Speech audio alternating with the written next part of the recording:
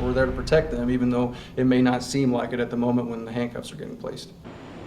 Across the country, people are asking how law enforcement is taught to arrest people.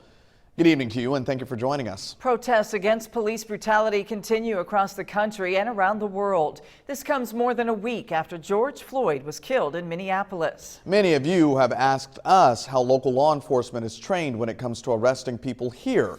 News 10's Sarah Lehman talked with a detective of the Vigo County Sheriff's Office. In tonight's top story, she has more on their training.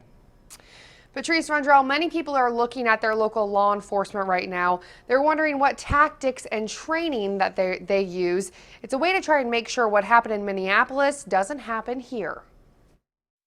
In Vigo County, Sheriff's deputies go through a lot of training before they can hit the streets. We teach our deputies different techniques, and then, I like to say that they're tools, and they can put them in their tool bag and then use those tools when needed, and hopefully they can, stay safe in the encounter. Josh Carey is a detective for the Vigo County Sheriff's Office. He says every deputy goes to the Indiana Law Enforcement Academy. They complete the 15-week training there. It includes defensive tactics and handcuffing. But Carey says when they get back to the county, the training and learning doesn't stop.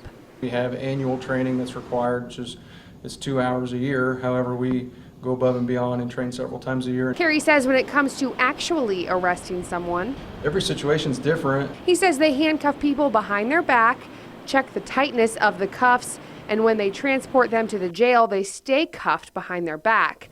But if someone is resisting, typically with a non-compliant subject, that could mean a number of things. Factors that we have to take into effect would be a person's size, how many people are involved, the officer's size, circumstances, if the person's intoxicated or if they're actively resisting. Every situation is different, and we just have to roll with it. Now we have more on training that these sheriff's deputies and Terre Haute police have to go through.